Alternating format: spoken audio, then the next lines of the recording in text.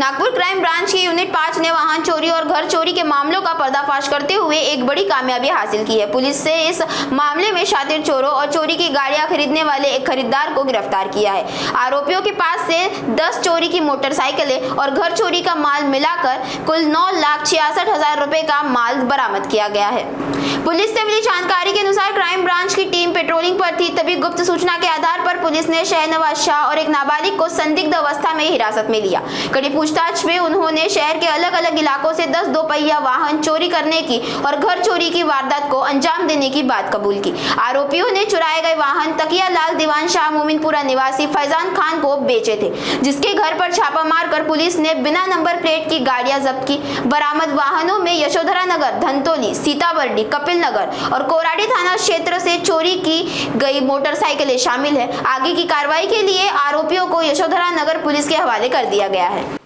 Crime branch unit 5च्या पथकातील police हवालदार नजीर शेख आणि राजू टाकळकर यांना मिळालेल्या गोपनीय माहितीच्या अनुषंगाने एरिया यशोधराच्या एरियामध्ये पेट्रोलिंग करत असताना त्यांना 2 व्यक्ती मोटरसायकलवर जाताना दिसून आल्या। संशयास्पदरित्या ताब्यात घेतला असता आणि त्यांना अधिक चौकशी केली असता ते नागपूर शहरातील वेगवेगळ्या पोलीस स्टेशन एरियामधून त्यांनी अनेक वाहनं चोरी केल्याची माहिती मिळाली।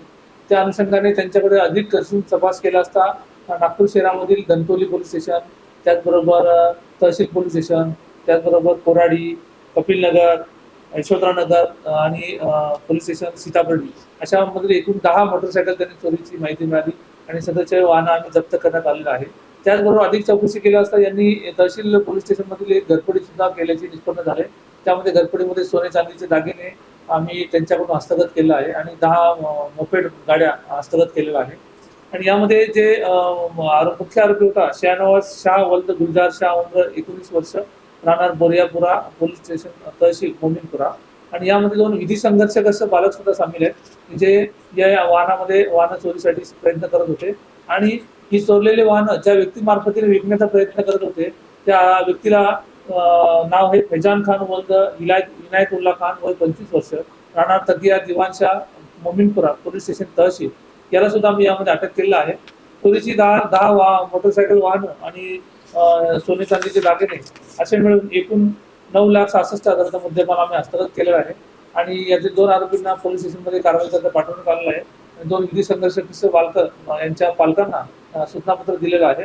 सदरची कारवाई युनिट क्रमांक 5च्या पथकातील पोलीस हवालदार नजीर शेख आणि राजू टाकळकर यांनी माननीय पोलीस आयुक्त doctor Ravindra Kumar single sir यांच्या मार्गदर्शनाने जॉईंट सीपी सर, त्याचबरोबर additional CP crime sir, DCP detection sir, ACP crime sir आणि आमच्या मार्गदर्शनामध्ये युनिट क्रमांक 5च्या पथकाने केलेलं आहे आणि आरोपींना पुढील कारवाई करता पोलीस स्टेशनमध्ये पाठवलेलं आहे।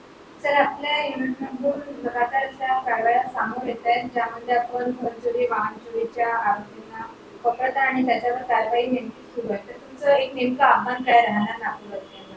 याद्वारे आम्ही नागरिकांना आवाहन करतो की आपण जी वाहनं खरेदी करताना त्याची संपूर्ण कागदपत्र पहिल्यांदा आपण पाहून घेतली पाहिजे। कारण चोरीची वाहन जेव्हा आरोपी चोरी करतो इतरांना विकण्याचा प्रयत्न करतो त्यांच्यामध्ये कोणत्या प्रकारची कागदपत्र नसतात।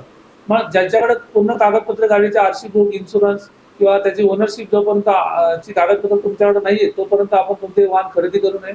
त्याचबरोबर आपले स्वतःचे जे वाहन असेल त्यांना आपण एक एक्सटेंडेड एक लॉक आपण लावलं पाहिजे। ज्या ठिकाणी कुठे गाडी पार्किंग करून आपण जात असू त्यावेळी मेन लॉक पेक्षा एक एक्सटेंडेड लॉक आपण स्वतः घेतलं तर ते एक 500-1000 रुपयाला ते लॉक मिळतं। ते लॉक आपण वापरलं तर आपलं वाहन कोणी अज्ञात स्थळी ज्या ठिकाणी आपण पार्किंग करून ठेवू तिथून कोणी चोरी करण्याचा प्रयत्न होणार नाही। आणि जे वाहन आपण खरेदी करणार सेकंड हँड मध्ये त्या वाहनाची संपूर्ण कागदपत्राची पाहणी केल्याशिवाय आणि जी व्यक्ती आपल्याकडे वाहन विक्रीसाठी आलेली आहे त्या व्यक्तीची संपूर्ण खातरजमा केल्याशिवाय आपण वाहन घेऊ नये। आणि जर असा कोणी संशयास्पदरित्या वाहन आपल्याला विकण्याचा प्रयत्न करत असेल तर त्याची माहिती आपण गोपनीयरित्या पोलिसांना द्यावी, जेणेकरून अशा प्रकारे वाहन चोरी करणाऱ्यांविरुद्ध आणि ती विक्री करणाऱ्यांविरुद्ध आपण सक्त कानूनी कारवाई करू शकतो।